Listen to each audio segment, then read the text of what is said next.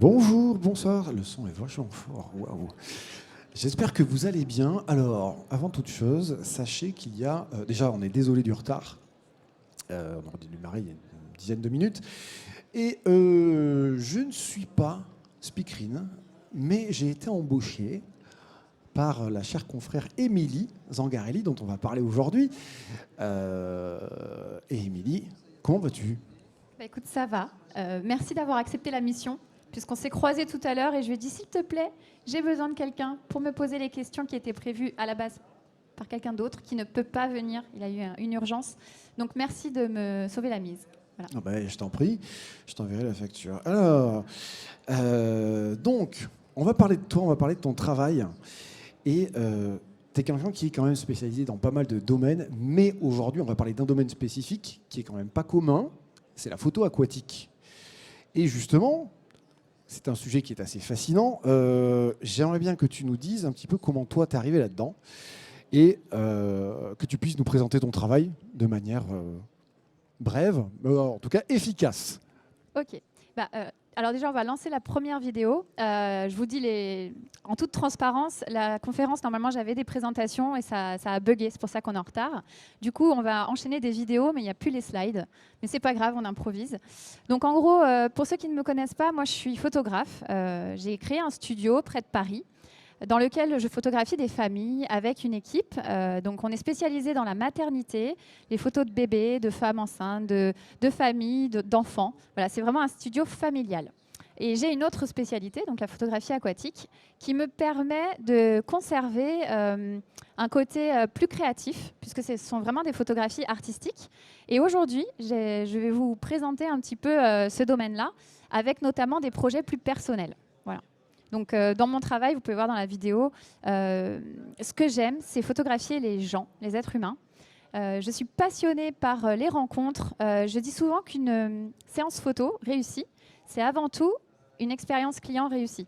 Donc, si votre client est satisfait du moment qu'il a passé, les souvenirs qu'il aura en voyant ces photos seront bons. Et on a fait un bon travail et c'est ça qui m'intéresse le plus. C'est vraiment d'apporter au client une expérience enrichissante, une rencontre. Voilà. Et je ne doute pas que ce soit marquant comme discipline. Justement, comment toi t'es arrivé à ça? Parce que tu as a priori plusieurs domaines de prédilection, mais la photo aquatique, c'est quand même pas banal. Est-ce qu'il y a, si tu l'as fait, c'est que je présume qu'il y a une vraie demande et que toi, tu apportes une vraie expérience à ça. C'est quelque chose qui est nouveau ou c'est arrivé comme ça et par hasard? Tu fais super bien le job, hein. Je te le dis. Sais, non, mais j'ai regardé Interville quand j'étais gamin. C'est 5 minutes, ils ne connaissaient pas les questions et du coup, voilà, super. Ah ouais. Alors en fait, la photographie aquatique, ça a commencé dès le début. Moi, je suis photographe depuis 10 ans, enfin ça fait 11 ans maintenant. Je suis maman de 3 enfants et j'ai démarré la photo à la naissance de mon premier enfant. Quand il est né, j'ai demandé un appareil photo sur la liste de naissance, puisque j'en avais pas, un bel appareil. Je me disais, si j'ai un bel appareil, je ferais des belles photos. Le cliché. Et en fait, quand j'ai eu cet appareil photo, j'ai rapidement photographié les nouveau-nés autour de moi. J'ai eu plein de gens de ma famille qui ont eu des enfants en même temps que moi. Du coup, j'ai commencé à développer mon activité de photographe comme ça. Et rapidement, je me suis lancée en tant que professionnelle. Par naïveté peut-être. Je pensais que ça allait être facile. J'étais enseignante pendant 10 ans à l'Éducation nationale et j'ai commencé en double activité comme ça. Et une de mes premières clientes grossesse m'a demandé un shooting aquatique en me disant « Oh, regarde, ce serait sympa de faire ça sous l'eau. » Elle avait vu des photos de femmes enceintes magnifiques faites par un Américain sous l'eau. Et je me suis dit, bah vas-y, on va le faire, ça a l'air chouette. Et bon, c'était un peu la cata, les premiers shootings aquatiques, avec du matériel un peu bidouillé et tout. Mais je me suis lancée comme ça il y a 10 ans, donc en fait, ça fait assez longtemps. Et j'ai eu des phases de up and down, tu vois. Il y a des moments où j'y croyais, des moments où j'y croyais plus trop. L'aquatique, ça demande du matériel qui est assez onéreux quand on veut être bien équipé, travailler dans les bonnes conditions. C'est vrai que le caisson étanche qu'on utilise, que vous voyez sur les vidéos, il coûte cher. Donc au démarrage, j'avais simplement des housses en plastique avec des scratchs et tout. C'était pas idéal, mais ça permet quand même de se lancer. Et voilà, donc ça fait un moment que je fais ça. Et c'est pas moi qui ai eu l'idée, c'est une cliente qui m'a... Mais comme quoi, je ne sais pas si ça arrive par hasard, mais tu as su bien le transformer. Alors justement, tu parlais de technique. On va parler un petit peu de technique, en tout cas de matériel, parce que faire un shooting sous l'eau, c'est complexe. Ça demande quand même une bonne préparation, sinon la note, elle est salée. Alors, tu parlais du caisson, mais il y a d'autres contraintes qui sont liées au caisson. C'est que tu ne peux pas forcément utiliser la focale que tu veux, le boîtier que tu veux. Comment ça se passe pour faire les réglages, etc. Comment on fait ça? Est-ce que tu arrives à planifier ton shooting à l'avance? Est-ce que tu improvises les allers-retours à la surface? Bref, il y a aussi une condition physique, je présume, à avoir. Voilà, dis-nous tout, on n'en peut plus. Alors en fait, dans l'aquatique, c'est ça qui me plaît beaucoup, c'est ces contraintes techniques. Moi, j'aime bien relever des défis. C'est vrai que je m'ennuie assez facilement dans la vie. Je suis un peu hyperactive. Et du coup, l'aquatique, ça te demande d'être très organisé, d'avoir... quand tu dis on ne peut pas changer l'objectif, c'est vrai que quand tu es dans ton caisson à la piscine, si tu commences à l'ouvrir pour changer l'optique ou quoi, tu vas avoir de la buée qui va rentrer à l'intérieur. En gros, tu dois être équipé, même ta carte mémoire, elle doit être suffisante avant d'aller sous l'eau si tu veux enchaîner. La batterie, tout ça, c'est des choses que tu ne peux pas faire quand tu es sous l'eau par rapport au moment où tu es dans ton studio, où tu as des batteries de recharge et tout. Donc ça demande une petite orga. Au niveau physique, les contraintes, ça va être vraiment l'apnée, parce que moi, je shoot en apnée. On pourrait faire avec des bouteilles, ce serait peut-être plus simple pour pouvoir rester plus longtemps. Mais l'avantage de l'apnée, c'est qu'on peut remonter à la surface en 2 secondes et on peut communiquer avec son modèle et lui donner des conseils. Moi, je fais mes photos, après je remonte à la surface et je lui dis on refait, attention, ta jambe, tends là, machin, parce que sous l'eau, on ne peut pas communiquer. Je ne peux pas lui dire comme en studio, lève ton menton, tourne-toi, plus droit, machin. Sous l'eau, c'est vraiment au modèle de faire le job et c'est ça qui est très dur. Moi, j'ai moins de mérite que les modèles que vous pouvez voir là, par exemple. Jessica, elle est dans le public aujourd'hui. C'est un peu ma muse. Je ne sais pas où elle est, je ne la vois pas, mais elle est là. Et elle lève la main. Elle est très douée sous l'eau. C'est une femme incroyable. Elle a une apnée de dingue. C'est une des rares femmes qui a plus d'apnée que moi. Parce que vraiment, elle fait une performance physique. Là, vraiment, c'est le cas. Quand vous prenez des modèles aquatiques, je préviens bien, pour pas que les gens ils payent pour un résultat bof, qu'il faut être... prêt en fait à pas avoir les joues qui gonflent comme ça. C'est vraiment important de prévenir le client de ça. Et j'ai une autre question qui me vient. Combien ça dure une séance comme ça? Alors, il y a de tout. Nous, on fait des shootings plutôt sans timing. Ça peut être jusqu'à 2 heures. Après, on est fatigué. Oui. Le modèle est fatigué. On est en immersion et tout. Donc, en général, 2 heures, c'est le max. Ça peut m'arriver, moi, d'enchaîner des shootings et de faire plusieurs sessions. Mais c'est vrai que le soir, on a... Bon, c'est comme après une journée de ski. On a faim, on est fatigué, on a envie de dormir. Alors, j'ai une autre question avant de passer encore à une question un peu d'ordre technique sur la post-prod. C'est quelle est la part aujourd'hui dans ton business de la photo aquatique? Alors, en toute transparence, la photographie aquatique, c'est pas ce qui me fait vivre. Moi, aujourd'hui, mon fonds de commerce, c'est mon studio avec les shootings famille, le corporate. Je ne communique pas là-dessus, mais en fait, je fais pas mal de contrats avec des entreprises. J'ai fait la campagne Decathlon pour Speedo, typiquement. Je n'ai pas communiqué là-dessus, mais c'est mon travail. Après, l'aquatique, comme ça, comme je le fais, et c'est plus des projets un peu perso. J'ai quelques shootings payants de clients, mais ce n'est pas une activité qui va vous faire vivre de A à Z. Si vous voulez faire uniquement photographe aquatique, le marché français n'est pas très développé. La demande existe, mais elle n'est pas assez forte pour remplir un planning, quoi. C'est quelque chose qui te définit en tant que photographe artiste, en fait. Quelque chose comme ça. Ouais, voilà. En fait, je dis souvent, quand moi je fais des formations sur l'aquatique et les gens me disent « Ah, j'ai envie de me lancer là-dedans pour être photographe aquatique ». Je dis « Attention, de mon point de vue, tu peux pas vraiment en vivre aujourd'hui. Je veux pas te vendre du rêve et te faire croire que ça va te lancer dans une activité rentable. C'est plus quelque chose qui te permet de te démarquer. On dit souvent, moi je regarde tes vidéos, et c'est vrai que par rapport à ce marché français qui peut parfois saturer, le fait d'avoir une petite touche originale, quelque chose de différent des autres, on m'a souvent dit « Ah, c'est toi qui fais les photos sous l'eau ». Voilà, ça me permettait de me démarquer un petit peu, d'avoir cette petite carte en plus, et c'est comme ça que je le vois. Alors justement, question post-prod, question travail derrière l'ordinateur, Photoshop, Lightroom ou quoi que ce soit. C'est quand même assez particulier parce qu'en termes de réglage, balance des blancs, équilibrage des couleurs, comment ça se passe? C'est quoi les contraintes par rapport à un shooting, on va dire, classique? Alors en retouche, vous verrez tout à l'heure, je ne sais pas à quel moment, mais il y aura une vidéo qui montre l'editing, en fait, le avant-après des photographies. Puisque dans l'aquatique, c'est vraiment important pour moi le travail de retouche derrière. Autant en studio, ça peut m'arriver d'avoir des photos brutes qui sont quasi livrables, en naissance notamment. On retouche un petit peu des petits boutons de bébé, mais je ne lisse pas la peau et la lumière, elle est gérée. Alors qu'en aquatique, c'est vrai qu'il y a un gros travail de colorimétrie en post-traitement. Je n'utilise pas de filtre rouge. Vous savez, pour faire des photos sous l'eau, on peut utiliser des filtres sur l'objectif pour enlever le côté bleu. Parce que sous l'eau, avec la matière de l'eau, on a une dégradation des couleurs qui est très forte. Plus vous allez profond, plus ça sera bleu en fait. Et une image faite à 3 mètres de profondeur, typiquement, on n'a plus la couleur de la peau. La peau, elle est bleue. Question retouche, encore une fois. Est-ce que tu passes pas mal de temps à effacer certains éléments, par exemple des échelles Alors là, sur la photo, typiquement, voilà, parfait c'est timing. pile au moment. Voilà, pire, voilà, c'était pas téléphoné. Promis, il n'a mais jamais waouh. vu les vidéos. Je vois qu'effectivement, il y a un avant-après, et ça donne vraiment une très très belle image. Et donc le travail derrière voilà, d'effacer un petit peu tout ce qui est gênant pour la lecture de la photo, c'est quelque chose qui te prend du temps, voilà, c'est forcément assumé dans ton travail, mais voilà, il y a un travail derrière, je présume, de nettoyage. Ouais, c'est un gros travail. Après, moi, j'adore ça. J'adore faire de la retouche. Alors, ça dépend des photos. Quand c'est pour nettoyer l'acné d'un nourrisson, c'est pas passionnant. Mais quand c'est pour aboutir à une image comme ça, moi, c'est les photographies aquatiques, c'est des photos que je fais en tableau après. Pour moi, c'est vraiment mon plaisir d'avoir une image finale propre. Et j'aime beaucoup changer les couleurs. Là, on voit sur ces images-là le avant-après, que je trouve intéressant de vous montrer, parce que c'est vrai que cette colorimétrie, c'est un travail qui prend un petit peu de temps. Non, mais après, je suis pas très rapide, moi. Je pense que certains feraient beaucoup plus rapide que moi. On a le temps, on n'est pas pressé. Alors, d'ailleurs, question très pragmatique sur la sécurité et le cadre légal de quelque chose comme ça. Comment ça se passe? Est-ce qu'il faut j'allais dire une accréditation? Non, on n'est pas un concert, mais est-ce qu'il faut un diplôme?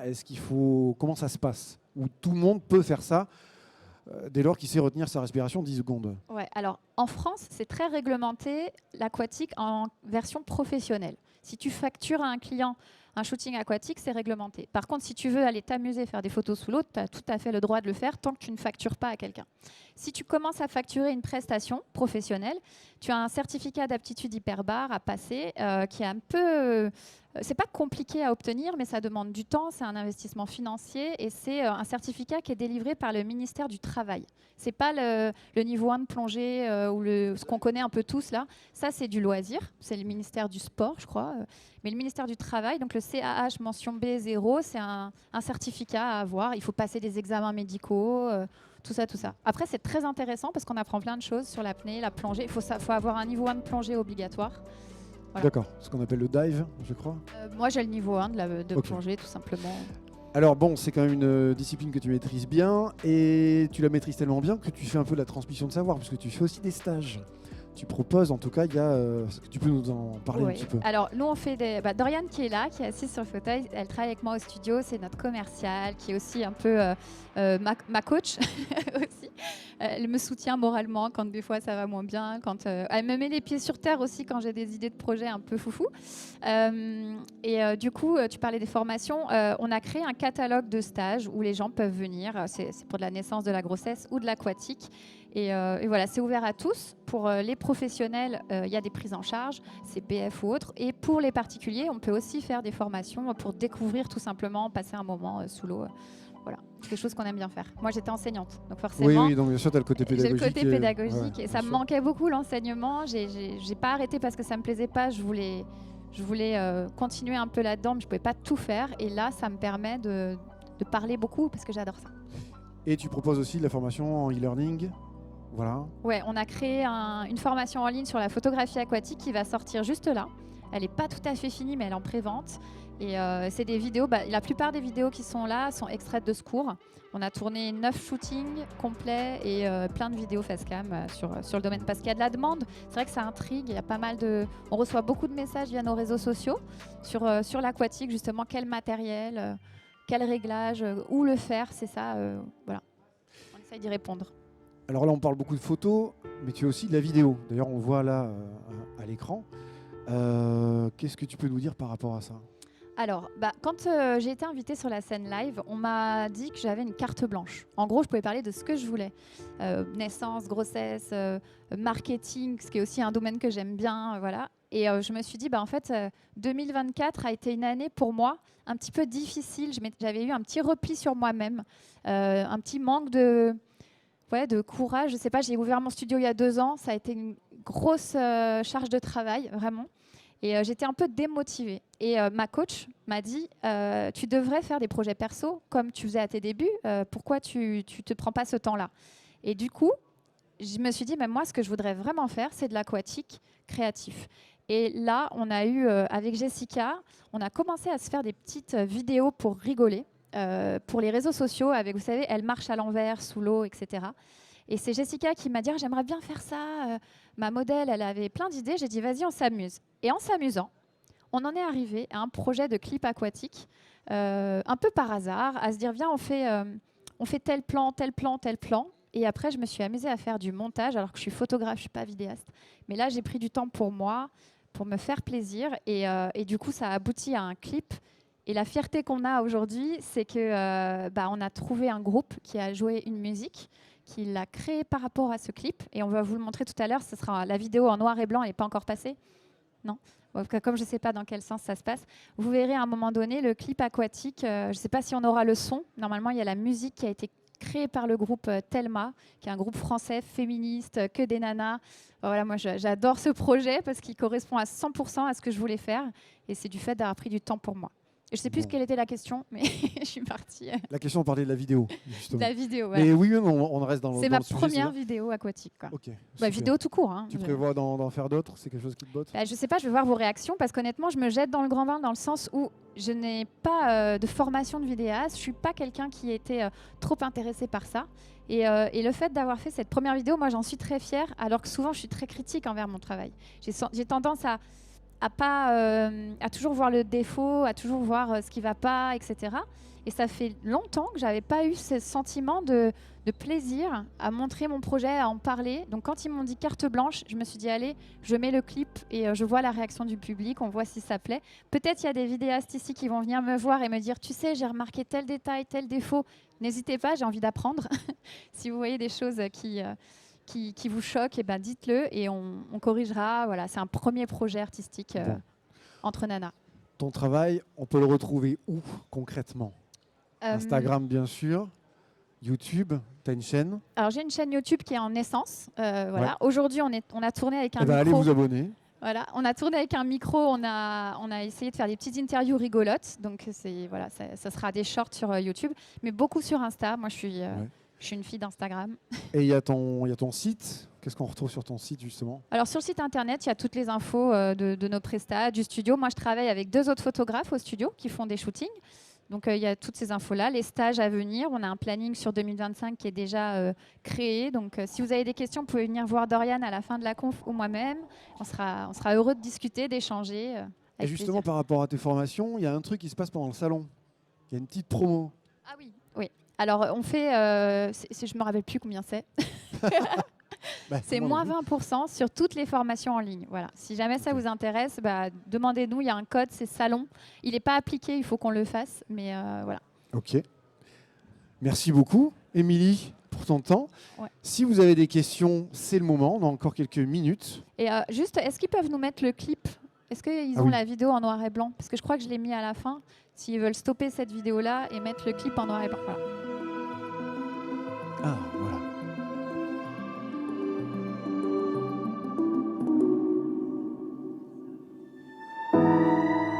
In the depths of a depths she would stray. Our soul in darkness, seeking light, her only way. Like a river's flow, she seeks away with her sisters. She marches day by day, and now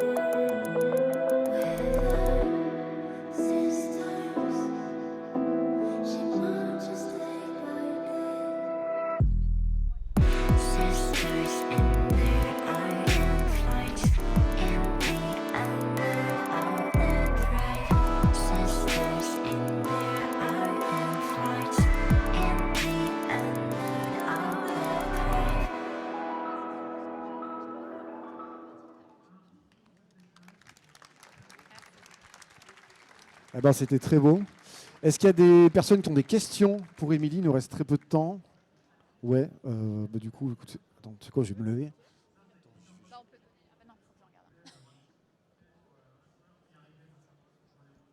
Alors, on m'entend?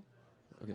Alors, j'aurais juste une petite question. Ce serait, si on veut commencer justement à faire de la photo comme ça, que ce soit pour loisir ou professionnellement, où est-ce qu'on doit se tourner pour avoir des endroits où on a cette liberté-là de, par exemple, pouvoir photographier quelqu'un en vêtements de ville ou des choses comme ça? Parce que je sais que dans les piscines, c'est assez restreint. Donc, c'est pour savoir où est-ce qu'on peut faire ça, quoi.